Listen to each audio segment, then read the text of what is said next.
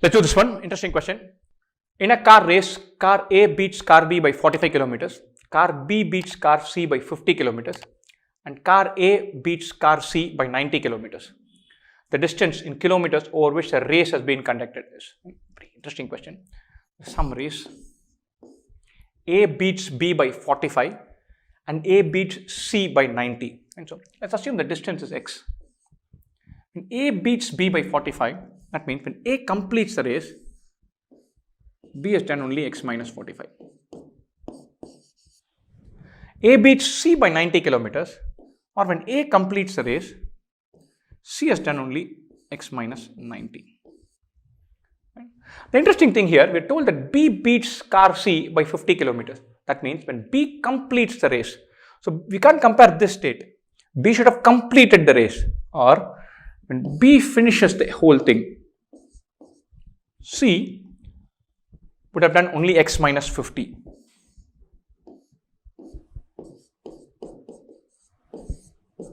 Very interesting. It becomes a classic ratios question. The first context, when A does x, B does x minus 45, C does x minus 90. When B does x, then C does x minus 50. Fine. Very simple, very, the only thing we need to think about is ratios, nothing more than that. The ratio of distance covered between B to C is always the same. So x minus 45 by x minus 90 is x by x minus 50. Cross multiply, simplify if you're through. Right? So I'm going to do that. X minus 45 by x minus 90.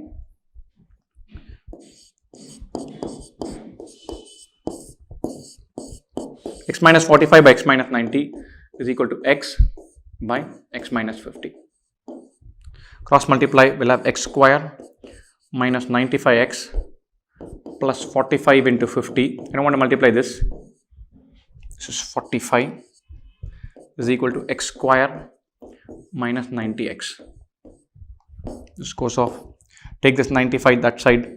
45 into 50 is 95x minus 90x, which is 5x, or x is 450 kilometers.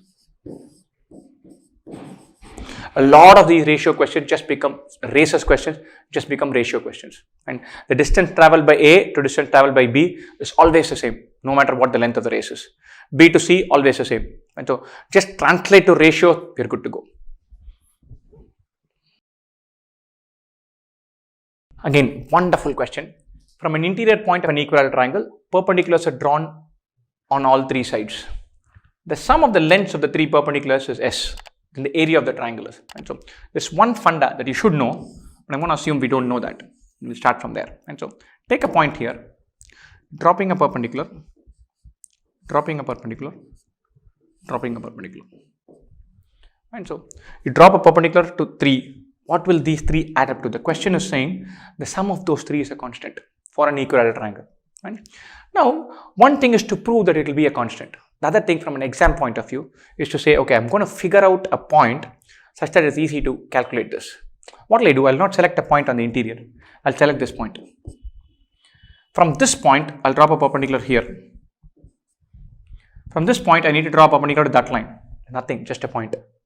This point, perpendicular to this line, just a point. So those two don't add too much, or the total, nothing but the altitude. See if you can prove this. From any point on the interior of an equilateral triangle, if you drop 3 perpendicular to the 3 sides, the sum of those 3 perpendiculars will add up to the altitude of the equilateral triangle. And not rocket science, very easily provable. See if you can prove it. But from an exam point of view, you don't need to do that. Pick one point, you're good to go. Or you could have picked the centroid or orthocenter or circumcenter. They're all coincident. From that point, you could have assumed and then done this, or you'll always come back to this. This question effectively is saying S is root 3 by 2a. Done. So the sum of all this is root 3a by 2, or a is 2s by root 3. Area of the equilateral triangle is root 3 by 4 a square, that you should know. So therefore area is root 3 by 4 into 2s by root 3 into 2s by root 3. 1 root 3 gets knocked off. 2 into 2 is 4. S square by root 3. Yeah, luckily we have that. Good to go. And the sum of the 3 altitudes Sum of the three perpendiculars will be equal to the altitude of the equilateral triangle. That's one funda that you should know. After that, we're just plugging in the formula.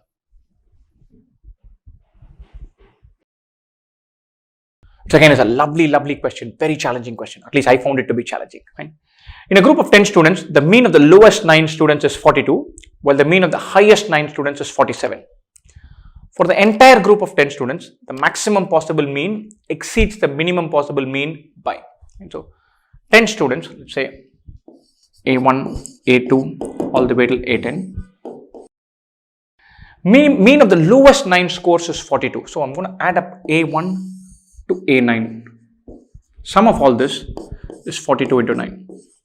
When I don't want to deal with the mean, I want to deal with the total. The 9 entities, so total is 42 into 9. The sum of these 9 is 47 into 9. Sitting here is a very simple, very powerful idea. The sum of the first 9 is A1 through to A9. That is, keeping A1 aside, it is A2 to A9. Sum of the last 9 is A2 to A10, or keeping A10 aside, it is A2 to A9. This bunch is present in both of these sums. And very simple. And so A1 plus this bunch is 42 into 9. A10 plus this bunch is 47 into 9. You subtract one from the other, you can get A10 minus A9. And so I want to write this down differently. A1 plus this total is 42 into 9. A10 plus this total is 47 into 9. This total is everything from A2 to A9. Okay. You subtract one from the other. A10 minus A1 is 47 minus 42 into 9, 5 into 9, 45. Or this number is 45 more than this number. Okay. Now, let's rewrite it like that. So, we have A1, A2, A3, all the way till A9, and this will be A1 plus 45. For the entire group of 10 students, the maximum possible mean exceeds the minimum possible mean by. So, we need to find the maximum possible mean, we need to find the minimum possible mean. Very simple idea. Going from 1, this is one number A1, this is A1 plus 45. And so, quite simply you can say, I want the remaining mean, the lowest scores will be 42. So, I can have one instance where each of these numbers is 42.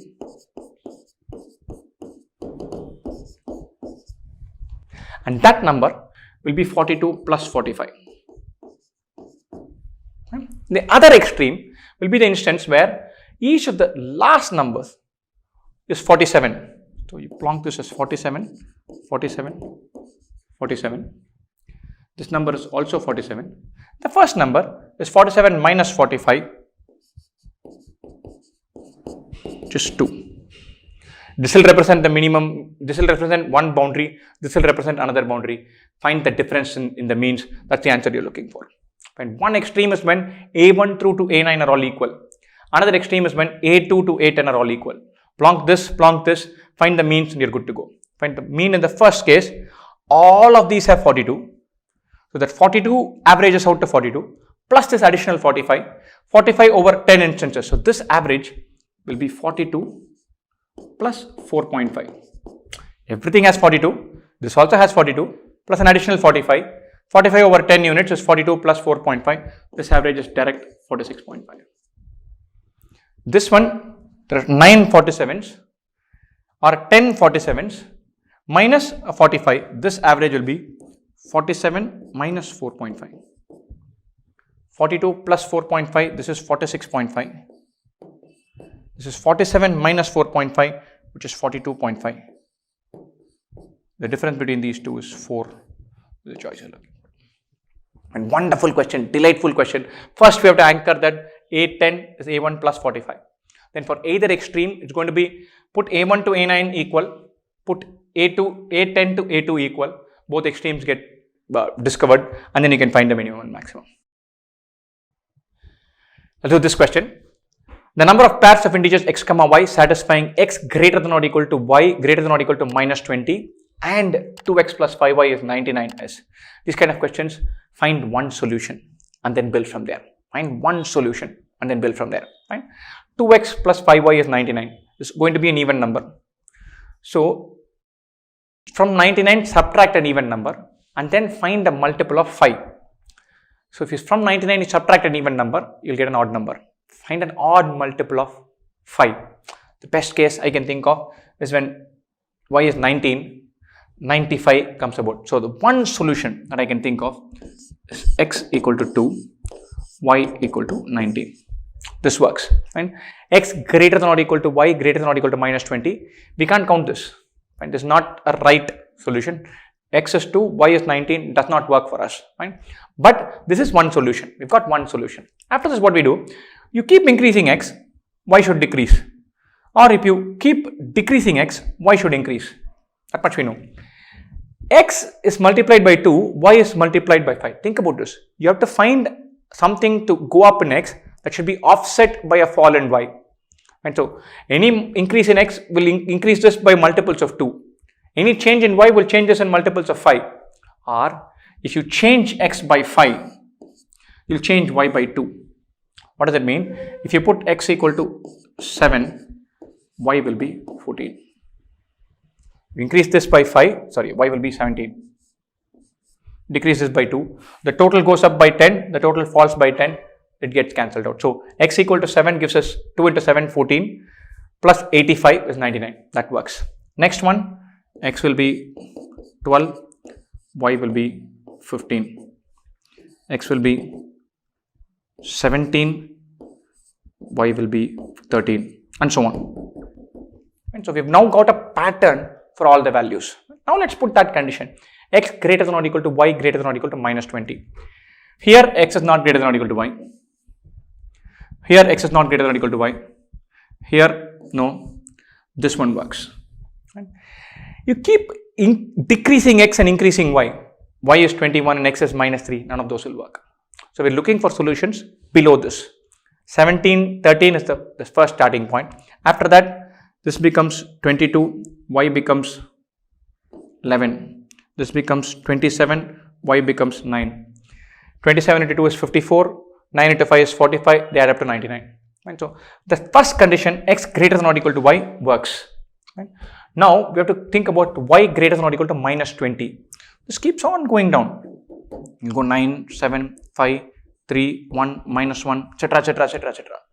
But then till what point? It starts at 13, 11, 9, 7, 1, minus 1, minus 3, minus 19. It can't go any further.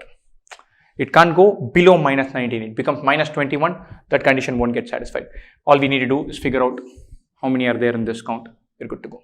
And so minus 1 to minus 19 is 10 sets. 1, 3, 5, 1, 2, 3, 4, 5, 6, 7. 7 plus 10, 17 values are there. And very interesting set. These kind of questions, find one solution and then think about how x and y will move such that one offsets the other. So you have a pattern. After we find the pattern, look at the other conditions that are sitting there. So x greater than or equal to y greater than or equal to minus 20. In some cases, it could be mod x greater than y. It could be x and y both positive. Some x and y are natural numbers, something else. Find one solution and then you find the pattern.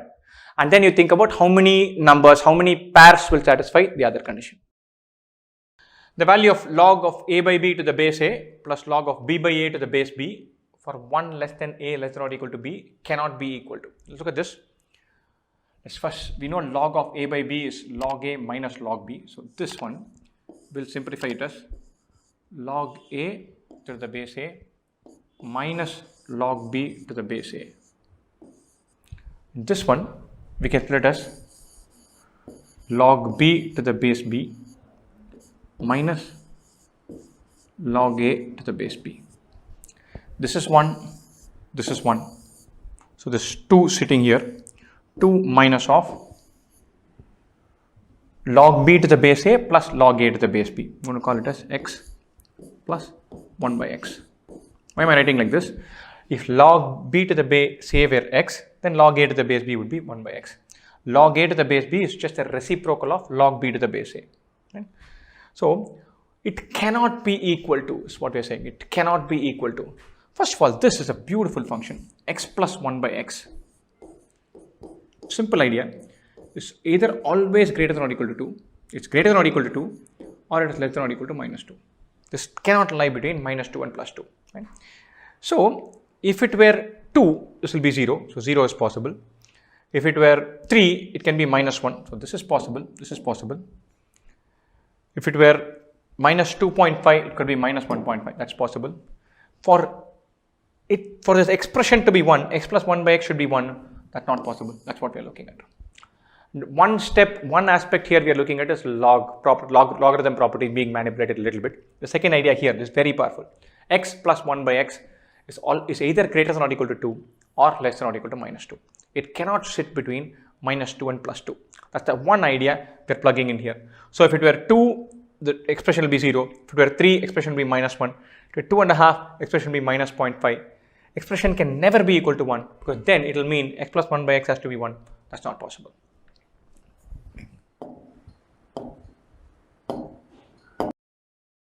Let's do this one. Let the mth and nth terms of a geometric progression be 3 by 4 and 12 respectively, where m is less than n. If the common ratio of the progression is an integer r, then the smallest possible value of r plus n minus m is. Right? So we are having 3 by 4 here. Then we go to 12. Right? So m is less than n. So this is the mth term. This is the nth term. Straight away we know that n minus m is positive. Right? We may take a certain number of steps to go here. Put 4, it could be 5. We don't know that. Right? So we know that r is an integer. Right? So if r were an integer, r power some k will take us from 3 by 4 to 12. Right? So or r power k is 12 by 3 by 4. 12 by 3 by 4 is 12 into 4 by 3, which is 16. R is an integer. 16 can be written as 2 power 4 or 4 square. When we are looking for r to be an integer and k to be an integer, 2 power 4 or 4 square, one of these two. So r is 2 or r could be 4. K is nothing but the difference between n and m. We figure out, substitute, simplify, find this. There's one catch here, keep this in mind. R can be negative.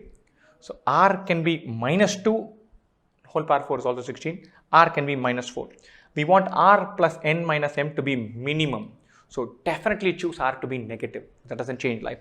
So we're looking at either minus 2 whole power 4 or minus 4 whole power 2. This number is k, which is effectively n minus m. From m, how many terms do we have to jump to the nth term? So either r is minus 2 and n minus m is plus 4, or r is minus 4 and n minus m is plus 2. We want the smallest possible value of this. So we'll have to choose r is minus 4, n minus m is plus 2, minus 4 plus 2 is minus 2. When the common ratio is minus 4, you're looking for the second term from 3 by 4 to go to 12. Right?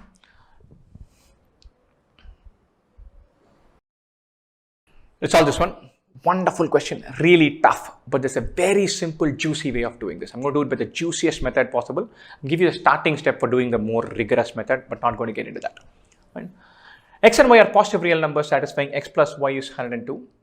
Then the minimum possible value of 2601 into 1 plus 1 by x into 1 plus 1 by y. Talking about positive real numbers, and the best way to go about it is pick two extremes. Put x is 0.1, y is 101.9, or x is 1, y is 101. Another extreme, put x is 51, y is 51. You're through. Let's do that. Let's put x is 1, y is 101. We worry only about this. 1 plus 1 by 1 into 1 plus 1 by 101. This is one possibility. Or we're talking about 1 plus 1 by 51 into 1 plus 1 by 51. This is barely more than 1, but this is 2. It's 2 into 1 point something. Both of these are barely more than 1. And so this is going to be way greater than this. Or we want to find the minimum possible value. The way to go about it, plonk x as 51, y as 51, both equal, we are good to go. How do we do that? Let's look at that. Put x as 51. So looking at 2601 into 1 plus 1 by 51 or 52 by 51 into 52 by 51. 1 plus 1 by 51 is 52 by 51. 51 into 51, funnily enough, is 2601. 52 into 52, you should find that, but I happen to know that it is 2704. So the textbook way of doing this, trying to find the maximum way of this, maximum range for this, all of that is tricky. But the quick and dirty way, we're told that both are positive real numbers. Stick both of them as equal, stick both of them far apart, and then see where you land up. Both of them far apart takes us to a larger number. Equal takes us to a very small number. Go for the small number, you're good to go. The other way of doing this, x plus y is 102. I'm going to anchor around the midpoint. So I'm going to say x is 51 plus k, y is 51 minus k. So we've incorporated that constraint with a single variable. So you can say 2601 into 1 plus 1 by 51 plus k into 1 plus 1 by 51 minus k, and simplify. You'll get an expression in terms of k. You have a look at it, you'll be able to find where it goes to maximum, where it goes to minimum, then you're good to go. The textbook method works like this. You won't have to differentiate or anything, you can still find the answer. It's not rocket science. That method also takes you to the answer reasonably quickly, but this is far better. Plonk in one extreme, plonk in the other extreme, you're good to go.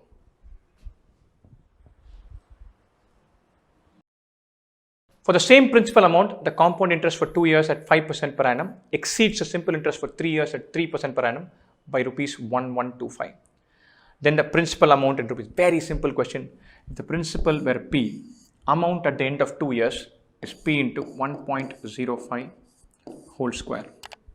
Because 5%, 2 years, minus P, this is compound interest. Simple interest is P into N into R by 100 for 3 years. This is compound interest. Simple interest is P into 3 into 3%. 1.05 whole square is P into 1.1025 minus P. Right? 11025. Yeah. So this is 0.1025 P, whereas this is 0.09 P. You subtract one from the other, 25, 0.0125 P. 0.0125 P or 125 by 10,000, 10000 times P is 1125. 125 into 8 is 1000, 125 into 9 is 1125. So we can cancel this, make it 9, or the principal is 9 times 10,000 or 90,000. It really helps to know some numbers. You can do 1.05 whole square is 1.1025, life is easy, or plonk in the calculator, not rocket science. You simplify that, you get the difference. If you know 125 into 8 is 1, or 0.125 into 8 is 1, 125 into 8 is 1000, life is simple, into 9 is 1125. So you can plonk this as 9 into 10,000, 90,000. An absolute sitter, you should be nailing this. Again, very interesting question. Let C be a circle of radius 5 meters having center at O. Let PQ be a chord of C that passes through the points A and B, where A is located 4 meters north of O and B is located 3 meters east of O. Then the length of PQ in meters is nearest to. Look at this one. Draw the circle. Center O. PQ is a chord of C, so let's draw PQ. Passes through points A and B, where A is located 4 meters north of O. So this is A, 4 meters north, and B is located 3 meters east of O. B, 3 meters. North and east, therefore this is 90 degrees. Right? This is PQ. Radius of this circle is 5 meters. Lovely. We need to find PQ. How do we do that? We need to have some mechanism. Anytime you're dealing with chord and a circle, it's always good to draw the line from center of the circle to midpoint of the chord. That will be perpendicular to the chord, and then work from there. So draw this line.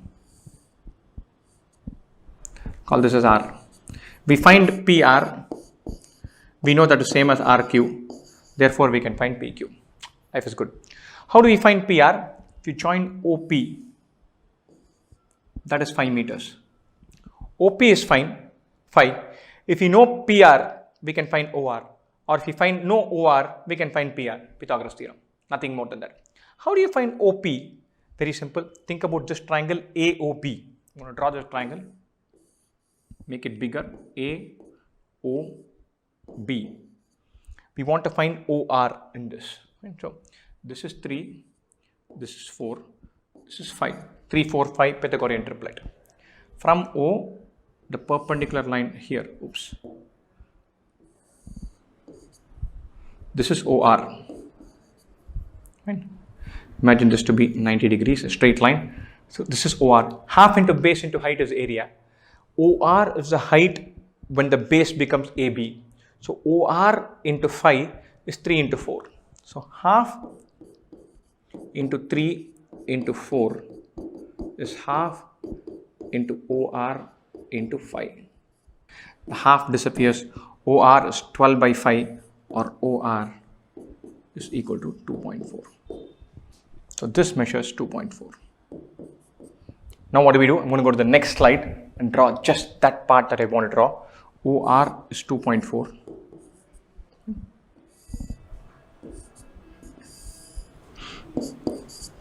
Radius is 5. This is 2.4. This part is what we need to find. So this is square root of 5 square minus 2.4 square. 2.4 square is 5.76. So 25 minus 5.76, which is 19.24. So this distance is square root of 19.24. Our distance PQ equals 2 times square root of 19.24. 4 square is 16, 5 square is 25, 4.5 square is 20.25. So this is between 4 square and 4.5 square, closer to 4.5.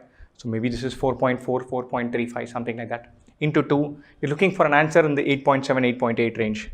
This works.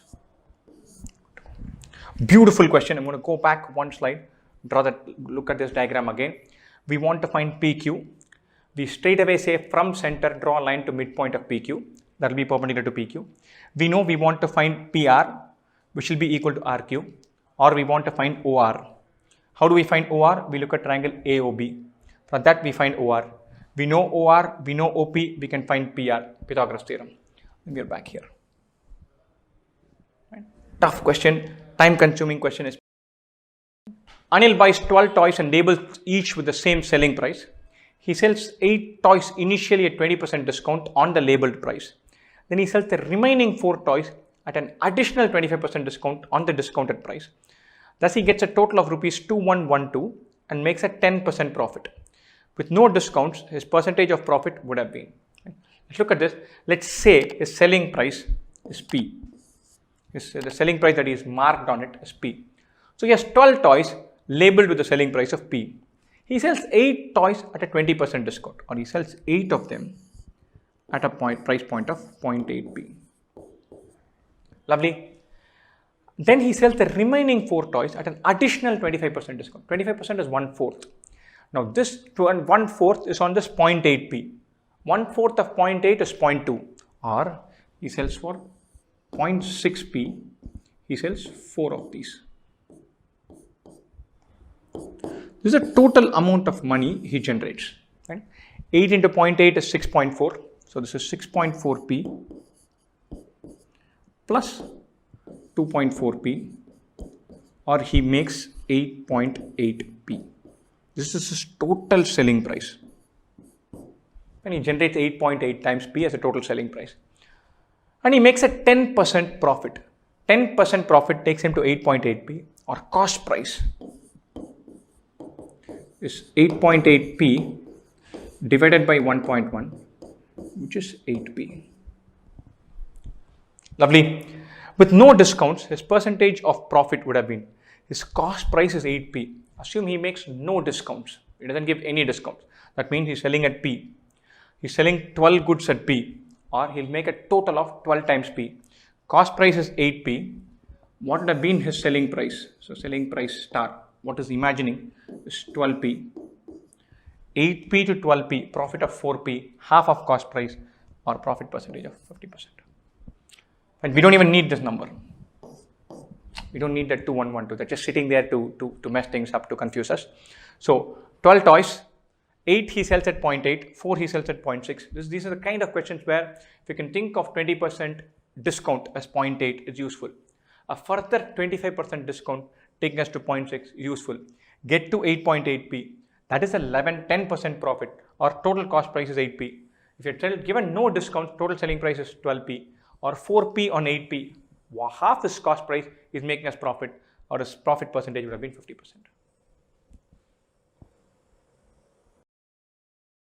If x and y are non-negative integers such that x plus 9 is equal to z, y plus 1 is equal to z, and x plus y less than z plus 5, then the maximum possible value of 2x plus y equals. So to start with, I like the idea of drawing a number line, which you can plot everything there. There is x plus 9 is z, this is plus 9, y plus 1 is z, so y is here. All three are linked. When I started doing this, and I realized I don't even need to draw the number line because all three can be captured with the same variable. Right? So here we have x plus y, which is x plus 8 less than x plus 9 plus 5, or 2x plus 8 is less than x plus 14, or x is less than 6. Lovely. The maximum possible value of 2x plus y, higher x is, higher y will be. We know that they are non-negative integers. X is less than 6. The x can be 5. If x were 5, then y would be x plus 8, 13. 2x plus y, 2 into 5 plus 13. 10 plus 13, 23. That's the maximum. I started off doing this, but I realized that all three are part of the same variable. Becomes a very simple question. Let's try this one question on functions. Let's look at this. X square plus ax plus b, f of x is x square plus ax plus b. G of x is f of x plus 1 minus f of x minus 1. F of x is greater than or equal to 0 for all real x, and g of 20 is 72, the smallest possible value of b. This is a brilliant starting point. So let's define g of x first.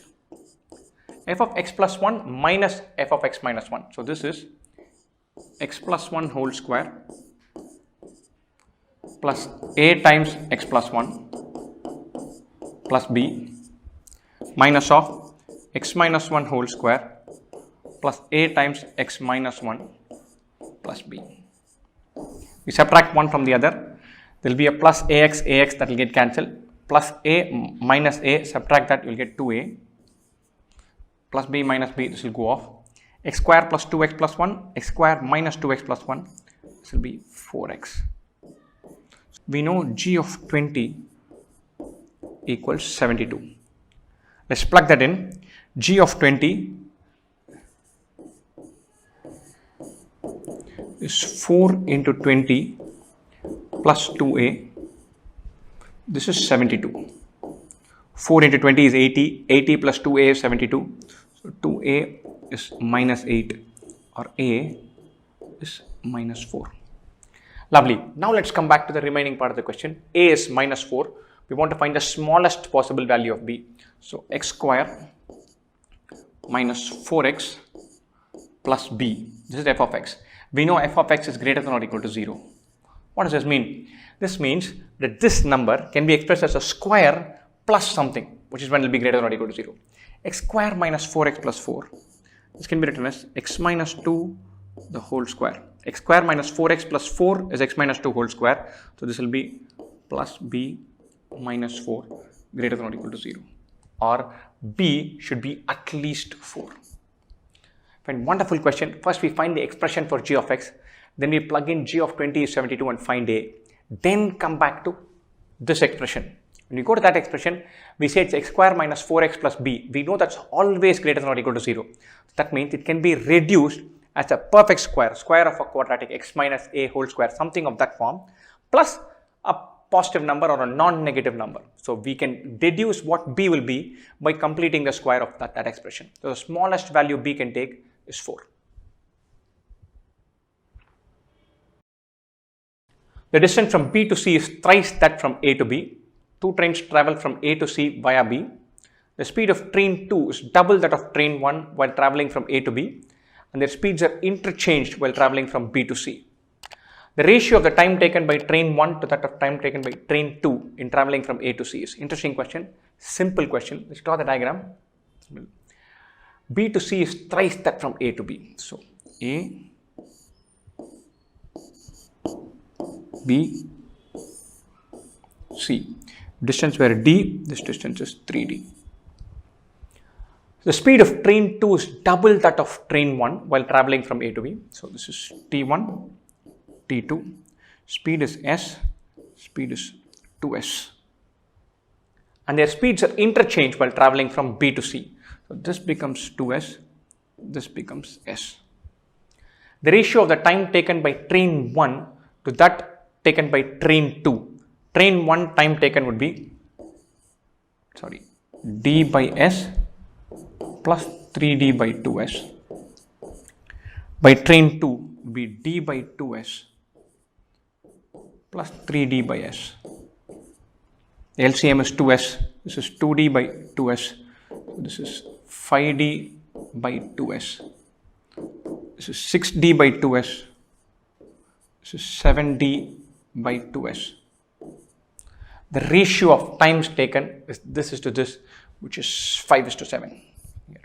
Simple enough question. Capture it in terms of ratios. Plug in a D, 3D, S, 2S. Be careful with the data. You're through. Let's do this one. Really vague question. Right? So I'm going to read this and then tell you what my P with this is. The sum of the perimeter of an equilateral triangle and a rectangle is 90 centimeters. The area T of the triangle and area R of a rectangle, both in centimeter square, satisfy the relation R equal to T square. Hate these kind of questions where both of these are same units and then you capture it in centimeter square and frame this equation. Like there are hundreds of ways to frame the equation without resorting to this. Fine. My P was side. We'll come back to this one. The sides of the rectangle are in the ratio 1:3. The length of in centimeters of the longer side of the rectangle is whatever it is. Fine. So the perimeter of equilateral triangle and a rectangle is 90 centimeters. I'm going to start with the rectangle. And so this is X, this is 3X, X, 3X. And so perimeter is 8X. Lovely. The area T of the triangle and area R of a rectangle, both in centimeter square, satisfy the relation R equals T square. And first of all, let's say side of the equilateral triangle is A. Then area would be √3/4 A square. And so R equals T square. So if you square this, that should be equal to area of the rectangle. So we take this and square this. That will be equal to area of the rectangle, which is 3x square. √3/4 A square, the whole square is 3x square. Lovely. So √3/4 A square, the whole square is 3/16 A power 4 equals 3x square. A power 4 is 16x square, or A square equals 4x. Lovely. A square equals 4 times x. Now we can go on and say that the longer side of the rectangle, that's what we need to find. After this, we can even go on to trial and error, which is what I'm going to do. The longer side of the rectangle is 3x. We know that A square, let's go back here. We know A square is 4x. If 3x were 27, then x would be 9. Then 8x is 72. The remaining A, the side of the triangle, is 6. So x is 9, A is 6, A square is 36, 4 into 9 is 36, this works, this works. After that point of time, we can slip into trial and error and then simplify. If we want to still avoid trial and error, we know a square equal to 4x. We know 8x plus 3a equals 90. A square is 4x, so 8x would be 2a square. 2a square plus 3a minus 90 equal to 0. Solve that, we'll get some expression for a and then we can simplify and solve for that. Fine. So a routine question, mildly irritating, at least I feel peeved by it because of that one expression r equal to t square. I find it an annoying way of describing a question, otherwise very doable. This is a lovely question, wonderfully challenging question. Let's look at this one. In how many ways can a pair of integers x comma a be chosen such that x square minus 2 mod x plus modulus of a minus 2 is equal to 0? Lovely question, because this can be framed as an equation in mod x. And so the wonderful idea. And so now think about this. So we have mod x square minus 2 mod x plus a positive number is equal to 0. The beauty here is mod x square minus 2 mod x plus 1 equal to 0 is a nice square of a quadratic expression. How do I say that? So mod x minus 1 whole square is x square minus 2 mod x plus 1. This can be equal to 0 when mod x is equal to 1, but this number cannot be more than 1. So straight away we know that this constant term, if it were more than 1, we have no solution. It is positive. If they are more than 1, we have no solution. We know we are talking about integers, or modulus of a minus 2. Modulus of a minus 2 can be 0 or it can be 1. Nothing else is possible. Fine. So I'm going to look at both possibilities. Let's say that's equal to 0. So now we have mod x the whole square minus 2 mod x is equal to 0. Mod x into mod x minus 2 equal to 0, or x could be 0, x could be 2, x could be minus 2. For all of these possibilities, a equal to 2 works. So there are 3 possible solutions here.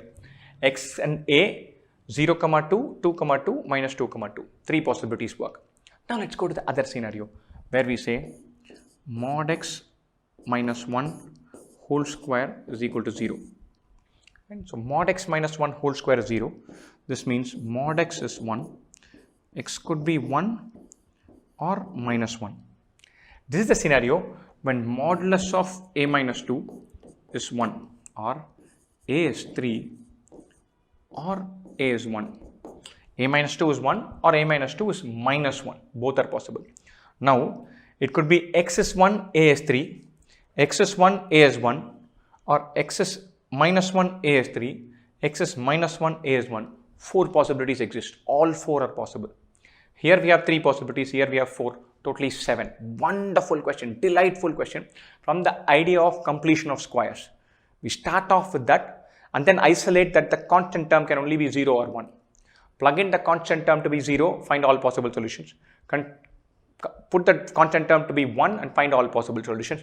Be rigorous. Remember, you're dealing with modulus of x. Remember, you're dealing with modulus of a minus 2. Find wonderful questions with the delightful 7 answers. Two circular tracks T1 and T2 of radii 100 meters and 20 meters respectively touch at a point A. Starting from A at the same time, Ram and Rahim are walking on track 1 and track 2 at speeds of 15 and 5 respectively. The number of full rounds that Ram will make before he meets Rahim again for the first time is. Interesting question. So let's talk about T1, T2. This has radii 100 meters, this has radii 20 meters. They respectively touch at point A. Starting from A, at the same time, Ram and Rahim are walking on track T1 and track T2 at speeds 15 and 5. So 15 kilometers per hour and 5 kilometers per hour. Key thing here, we've got to calculate the time taken by Ram to complete a lap, time taken by Rahim to complete a lap, and then we'll have to find the LCM of those two times. That's the idea. Right? Now, this has a radii of 100 meters. We'll have to think about 2 pi into 100. This has a radii of 20. We'll have to think about 2 pi into 20. So, time taken is 2 pi into 100 by 15. Remember, this is in meters, this is in kilometers per hour. I don't care. Right now, I don't care. We'll come to how we will fix it. But right now, I don't care. I don't care about the units. That unit is actually hour by kilometers, whatever that unit is. We don't care. I'm not looking to write it in seconds. Right? This one is 2 pi into 20 by 5. Now, what you're trying to do is if you're going to compare these two, right? The 2 pi gets knocked off. This is 100 by 15. Let's knock it off. This is 20 by 3. This is 20 by 5. Right? So, or this is to that. Ratio of time taken is 20 by 3 is to 20 by 5. Or 1 by 3 is to 1 by 5 or 5 is to 3. Right, so, if Ram takes some 5 units, Shyam will take 3 units. Call that as units, you don't care. So, Ram will come at 5 units here, at 10 units here, at 15 units here. Shyam will come at 3 units, 6 units, 9 units, 12 units, 15 units. Why am I stopping with 15? If you call this as 5 units and 3 units, after 15 units of time, which involves a pi and a 5 by 18, 18 by 5, whatever else we want to do, whatever ratios we want to do, after 15 units, Ram will be at the starting point. After 15 units, Rahim will be at the starting point. Both of them meet here. That time, Ram would have done 3 rounds, Rahim would have done 5 rounds. And that's when they'll meet at the starting point again. Or the number of full rounds that Ram will make before he meets Rahim again for the first time. Ram takes longer time. He would have done fewer rounds, 3 rounds. In that time, Rahim would have done 5 rounds. We just need to find the ratio of their speeds. Everything else doesn't matter.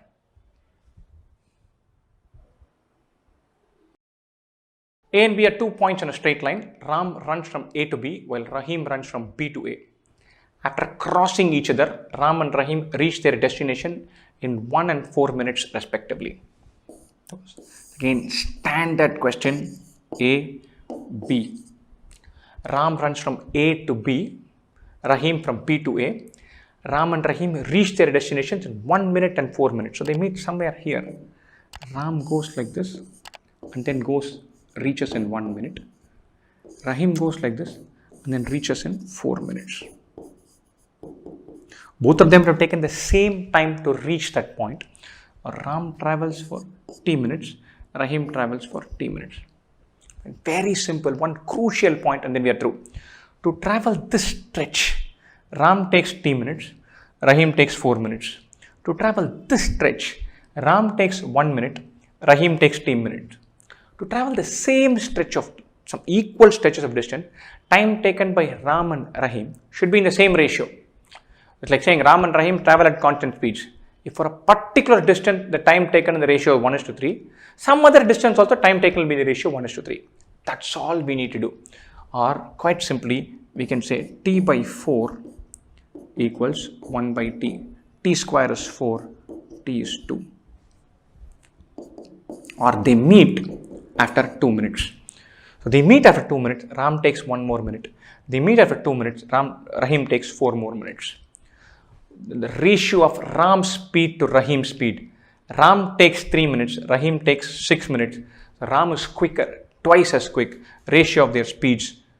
Ram's speed to Rahim's speed. Ram is quicker, 2:1. And Ram travels within 3 minutes, Rahim takes 6 minutes. Ram is quicker, is twice as quick, 2:1.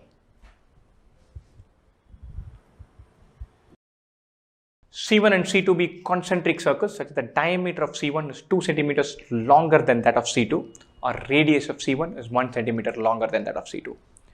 If a chord of C1 has a length 6 centimeters and is tangent to C2, chord of C1 6 centimeters and tangent to C2.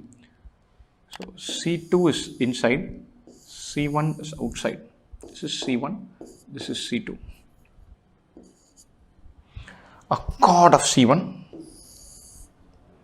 This is 6 centimeters. Say it's AB. The point of tangent C will be perpendicular. It's concentric. This is 3. This is 3. This is radius. This is radius plus 1. Then the diameter of C1 is what we need to find. Join this. This is 90 degrees. This is R. This is R plus 1. 3 sides of a right angle triangle. 3R, R plus 1. I already know this. 3, 4, 5. Or the inner circle has radius 4 centimeters. Outer circle has radius 5 centimeters. The diameter of C1, find it to 10 centimeters. 3, 4, 5 Pythagorean triplet. You shouldn't be solving using Pythagoras theorem. 3 square plus R square is R plus 1 whole square. You can do that, but you shouldn't have to. Very interesting question, but very routine question. Beautiful question. My question I like because it's a very juicy way of doing this. Right? John takes twice as much time as Jack to finish a job. Jack and Jim together take 1/3 of the time to finish the job than John takes working alone. John takes twice as much time as Jack to finish the job. So say John, Jack. I'm going to talk about how efficient they are. Let's say John takes twice as much time. That means Jack is more efficient. If John can do X units per day, Jack can do 2X units per day. Remember, this is not time, but amount of work done in a day. If John can do X, Jack can do 2X. Jack is twice as efficient as John, which is why John takes twice as much time. Jack and Jim taken together take 1/3 of the time to finish the job than John takes working alone. Jack and Jim 1/3 of the time. We introduce a Jim here. 1/3 of the time to finish than John takes working alone. John does X units per day. These two guys take 1/3 of the time, or they should be doing 3X units of work. John does 2X, Jim should do X. If you think of it in terms of unit of work done in a day, this question becomes very simple. So John does X units. Jack and Jim together should be doing 3X because they are finishing in 1/3 of the time. Jack does 2X. Jim should do the remaining X. Now let's look at the question. In order to finish the job, John takes 3 days more than that taken by the 3 of them working together. 3 of them working together. That is 4X working per day. John takes 3 days more than that. John takes 3 days more. So X into N plus 3 equals 4X into N. N plus 3 is 4N, or N is 1. Or when 4X are working, they can do it in 1 day. When X is working, they'll take 4 days. In how many days will Jim finish the job working alone? Jim is X. Jim will take 4 days. When 4X units are working, they can finish it in 1 day. When X units are working, take 4 days. In May, John bought the same amount of rice and the same amount of wheat as he had bought in April, but spent rupees 150 more due to the price increase of rice and wheat by 20% and 12% respectively. Rice, wheat, this is up 20%. This is up 12%. And he ended up spending 150 more. If John had spent 450 on rice in April, then how much did he spend on wheat in May? Very regular question. He spends 450 on rice in April. So this is going to be up 20% because the price of rice is up 20%. 20% is 1/5, or the additional is 90. The extra he spends on rice is 90. The total extra he spends is 150. Extra he spends on wheat is therefore 60. Now the rate at which wheat price increases is 12%. 12% of wheat price is 60, or wheat is 60 by 12%. 60 by 12 is 5. This should be 500. Or in April, he spends 500 rupees on wheat, apart from having spent 450 on rice. Then how much did he spend on wheat in May? In April, he spends 500. In May, he should have spent 12% more. 12% of 500 is 60. We've already seen that. 60 more. 500 plus 60 by 60.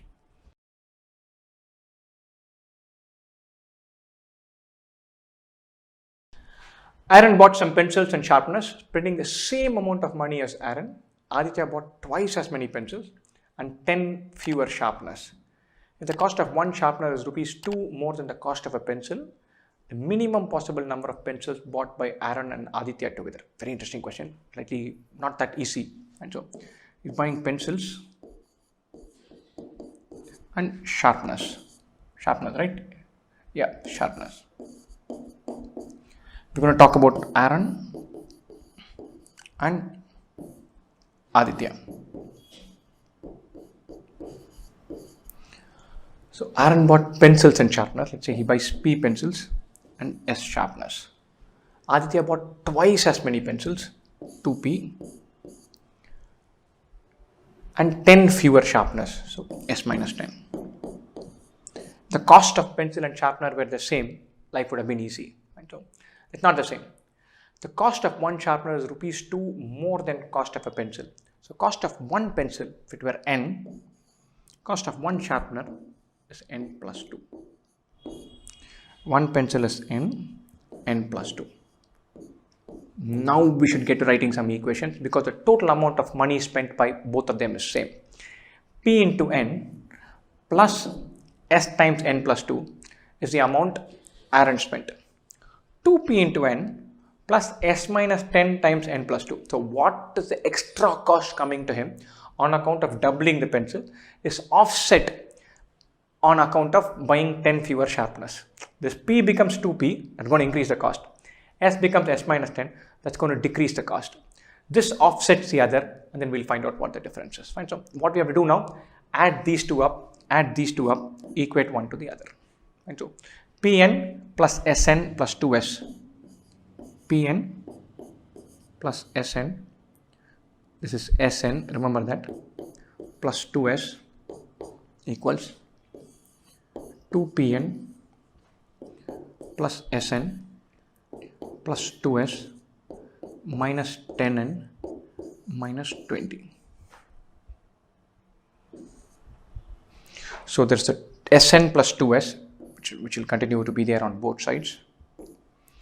There's a 2Pn here, only a Pn here, one of those we can cancel, or Pn equals 10n plus 20. Write that down. Pn equals 10n plus 20. Obviously, there are quite a few values of P and N for this could be satisfied. Goes without saying that N has to be an integer. But let's think about this. Sorry, P has to be an integer. Let's think about this. Can we restructure this equation in some form? Let's bring this over to this side. Pn minus 10n equals 20. Or N into P minus 10 is 20. Lovely. This is the number of pencils minus 10. Right? Number of pencils has got to be an integer. Now we want to find the minimum possible value of the pencils bought by Aaron and Aditya together. Aaron and Aditya together, they bought 3 P pencils, P plus 2P. We want to find the minimum possible value of 3P, or we want to find the minimum possible value of P. Given what constraint? Given the idea that P minus 10 times N is 20. Right? P has to be an integer. Put P as 11. It cannot be 10 or lower. This will become 0. It cannot be negative. Put P as 11. This becomes 11 minus 10, which is 1. N is 20. 20 into 1 equals 20. P as 11 seems to satisfy this equation for one interesting value of N. So P equal to 11 works. If P were 11, 3P would be 33. That's the choice we're looking for. Lovely, interesting question. We frame the equation, go to the algebra part, equate it, and then finally say, and what combination would P be the minimum? As it turns out, P 11 being the minimum works. 11 is the minimum value P can take, in which case 3P will be 33. A sum of money is split among Amal, Sunil and Mita, A, S and M, so that the ratio of the shares of Amal and Sunil is 3:2. Amal and Sunil is 3:2.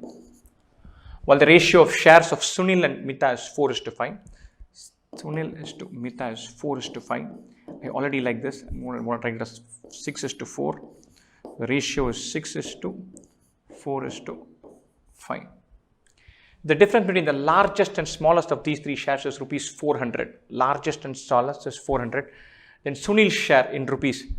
Difference between this and this is 2 units. 2 units is 400. 4 units is 800. I'm going with 800.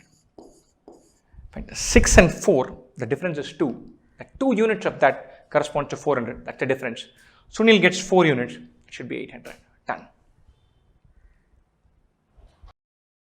This is a very interesting question. Let's try this one. How many 4-digit numbers, each greater than 1000 and each having all 4 digits distinct, are there with 7 coming before 3? Fine. So 4-digit numbers, each greater than 1000, effectively all 4-digit numbers. Fine. So 1000 does not come in our list anyway because we're talking about 7 and 3. Fine. All 4 digits should be distinct. There are 2 points here. One is we need to worry about all 4 being distinct. Then we need to worry about 0 being there, because if selecting 0 as one of the digits, we have to worry about the fact that 0 could be the leading digit. I want to break this down. 7 coming before 3. There's definitely 7 and 3 sitting inside.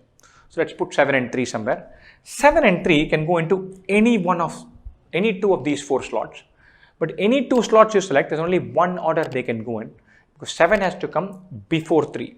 Or putting 7 and 3 here can be done in 4C2 ways. And so 7 and 3, 7 and 3, 7 and 3, whatever. 4C2 is 6. 6 ways done. We have a 7 sitting here and a 3 sitting here. Now let's dive deep. Let's say 7 and 3 are in. Now we need to worry about the remaining 2 digits. Those 2 should be different from 7 and 3. We have 10 digits, of which 2 are gone. Out of the 8, we need to select some 2 digits. That is 8C2. Not just that, we've selected 2 digits. Maybe we selected 5 and 9. It could be 5, 9 or 9, 5. It could be 5 and 9 or 9 and 5. 8C2 into 2. Lovely. 4C2 into 8C2 into 2. Now we've accounted for all numbers having 7 and 3.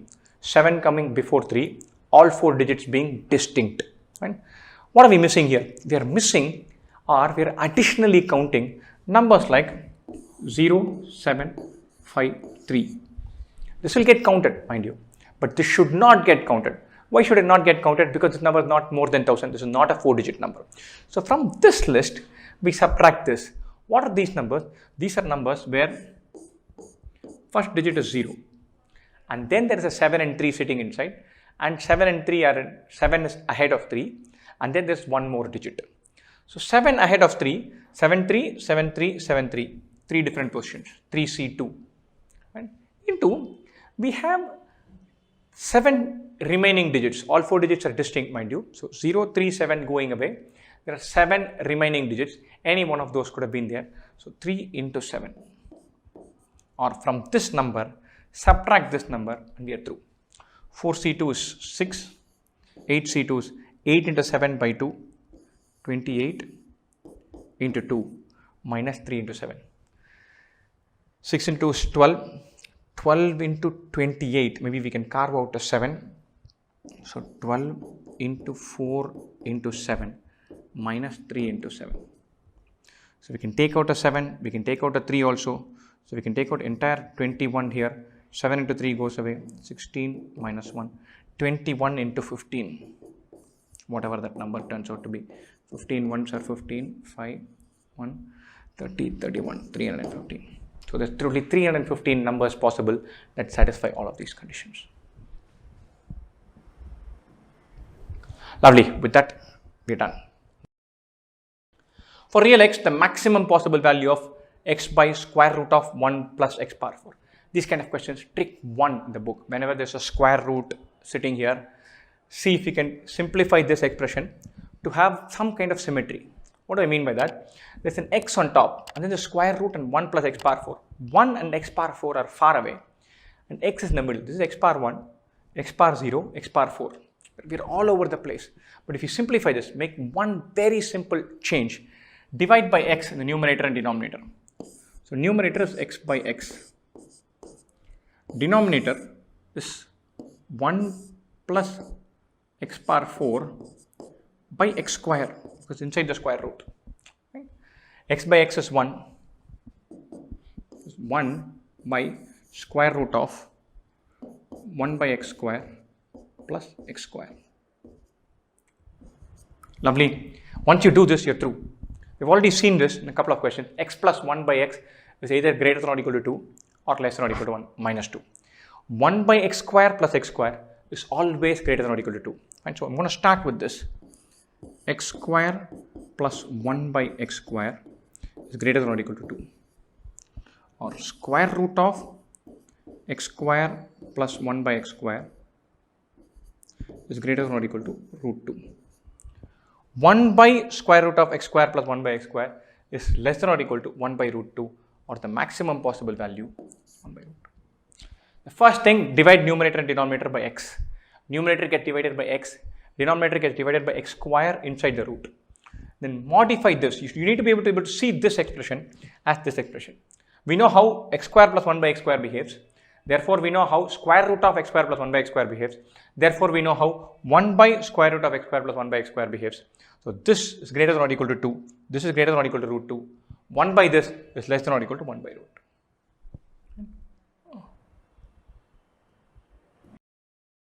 This is a question from set theory. Interesting one. Let's try this. Students in a college have to choose at least 2 subjects from chemistry, math and physics. The number of students choosing all 3 subjects is 18. Choosing maths as one of their subjects is 23. Choosing physics as one of their subjects is 25. The smallest possible number of students who could choose chemistry as one of their subjects is. Interesting. Let's draw the diagram. Maths, physics, chemistry. I like that number 18 that goes here. We have maths here. Number of students taking math is 23. Choosing physics is 25. We want to find the smallest possible number of students who could choose chemistry. When it is smallest, then these 2 should be as small as possible. Right? So, could these 2 be 0? The smallest possible number of students who could choose chemistry as one of their subjects. College have to choose at least 2 subjects from chemistry, mathematics and physics. So, these are all 0. And so, if both of these were 0, the entire overlap has to sit here. That's not possible because this is 23, this is 25. The higher this is, the smaller this could be. So, as high as possible, 18 goes here, we could put 5 here. 18 plus 5 adds up to 23. 18 plus 5 is 23 out of the 25. So, we can put 2 here. This is the best possible scenario to have chemistry as low as possible. And that number will be 20. Remember, this is 18, these 3 are 0. If this has to be as low as possible, this has to be as high as possible. The moment we crack that, we're through. The number of integers that satisfy the inequality x square minus 5x plus 7 whole power x plus 1 equal to 1. And so, x square minus 5x plus 7 whole power x plus 1 equal to 1. When can this happen? When can an exponent be equal to 1? Very simple idea. First up, 5 power 0 is 1. Anything power 0 is 1. So, this goes to 0, we strike jackpot. And so, that's one approach, one starting point. Another thing, 1 power anything is 1. 1 power 3, 1 power 5, 1 power 100, all of those are 1. So, that's useful. These 2, everyone will find. There's one other possibility. You could have minus 1 whole power 4 equal to 1. Minus 1 raised to the power an even number is 1. Minus 1 power 3 is minus 1. But minus 1 square, minus 1 power 6, minus 1 power 8, all of those are 1. So, the 3 possibilities we need to account for. 1, we've got to say the power goes to 0 and then simplify and see if it works. Then say the expression is plus 1, worry about the power. Then expression is minus 1, worry about the power being an even number. And let's do all 3. First of all, power going to 0, so x is minus 1. That is a possibility. We substitute minus 1 here, minus 1 whole square is 1, minus 5 plus, so that works, 1 plus 5 plus 7 whole power 0. That will work. So, x equal to minus 1 is one obvious possibility. We have it in the bag. Let's go to the next. X square minus 5x plus 7 is equal to 1. Or x square minus 5x plus 6 equal to 0. X minus 2 into x minus 3 is equal to 0. Or x could be 2 or 3. If you put x as 2 or 3, this will become cube or power 4. 1 cube, 1 power 4, both of them work. So, x equal to 2 works, x equal to 3 works, x equal to minus 1 works. Now let's go to the final set of possibilities. X square minus 5x plus 7 is equal to minus 1, or x square minus 5x plus 8 is equal to 0. So number of integers that satisfy the equality, x square minus 5x plus 8 equal to 0, you have to split minus 5 in order to get a product of 8. X square minus 5x plus 8 equal to 0. I don't think there are integer values that satisfy this, because it's not something that splits easy. It's 2 into 4 or 1 into 8. Minus 2 into minus 4, minus 1 into 8, minus 8 don't work here. So there's no integer solution possible here. So 2 and 3 work, minus 1 works. There are 3 solutions possible. Generally, as a rule of thumb, you'll have to worry about this possibility also. In this case, it doesn't matter.